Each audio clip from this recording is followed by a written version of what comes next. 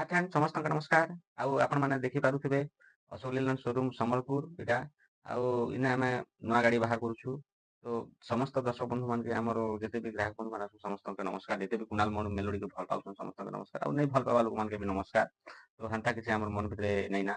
ତ ଦେଖୁଥିବେ ଏଇଟା ପୂଜାପାଠ ଚାଲିଛେ ଅଶୋକ ଲେଲାଣ୍ଡ ଶୋରୁମ୍ ସମ୍ବଲପୁରରେ ଯେନ୍ଟା ଜଲନ୍ ଅଟୋ କହେସନ୍। ତ ସେନେ ଆମେ ନୂଆ ଗାଡ଼ି ଆଜି ବାହାର କରୁଛୁ। ତ ସେ ପୁରୁଣା ସେଟଅପ୍ ଆଉ ନାଇଁନ ଏବେ ନୂଆ କରି ଆଉ ଥରେ ମାନେ ସେଟଅପ୍ ଚେଞ୍ଜ କରାହଉଛେ। ନୂଆ ଲୁକ୍ ଦିଆହଉଛେ ଆପଣମାନଙ୍କ ପାଇଁ ଆପଣମାନକେ ଖୁସ୍ କରାବା ଲାଗି। ଆଉ ମାନେ ଯେତେ ଖୁସ୍ କରାବାର କଥା ଦେଖମା ଚେଷ୍ଟା କର୍ମା ଆପଣମାନକେ ଖୁସ୍ କରାବାକେ। ନୂଆ ସେଟଅପ୍ ସାଙ୍ଗେ ନୂଆ ସାଉଣ୍ଡ ନୂଆ ସବୁ କିଛି ନୂଆ ଲାଗ୍ବା। ତ ଆପଣମାନେ ଗଣେଶ ପୂଜା ପ୍ରୋଗ୍ରାମ ମାନେ ବୁକିଂଟା ଷ୍ଟାର୍ଟିଂ ହେଇଗଲାନ ବୁକିଂ କରିନିଅନ୍। ତ ଦେଖୁନ୍ ଏଇଟା ପୂଜା ପାଠ ଚାଲିଛେ ଅଶୋକ ଲେଲାଣ୍ଡ ସେ ସୋରୁମଟାକେ ଆମେ ପୂଜା ପାଠ କରୁଛୁ। ଯେହେତୁ ମାନେ ଆଉ ସମୟ ନାଇଁ ମିଲଲାନ ମନ୍ଦିର ଫନ୍ଦିର ନେବାକେ। ପୁରା ସକାଳୁ ଏକା ବହୁତ ବର୍ଷା ଭୀଷଣ ବର୍ଷା ହେଲା ସମ୍ବଲପୁରରେ। ତ ଆମେ ଗାଡ଼ିକେ ପୂଜା କରବା ଲାଗି ବହୁତ ଲେଟ୍ ବି ଲାଗ୍ଲା ବାହାର କରବାକେ ଲେଟ୍ ଲାଗ୍ବା। ଆକ୍ଚୁଆଲି ଆମେ 10ଟା ଭିତରେ ବାହାର କରିଦେମା ଭାବୁଥିଲୁ ଗାଡ଼ି। କିନ୍ତୁ ବର୍ଷା ଯୋଗୁଁ ଏକା ମାନେ ଗାଡ଼ିଟା ବାହାର ନେଇ ହେଇପାରଲା।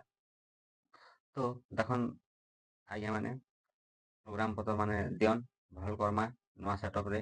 ଆଉ ଏଇଟା ଷ୍ଟାମ୍ପ ମାନେ ତାଙ୍କର ଦେଖିପାରୁଥିବେ।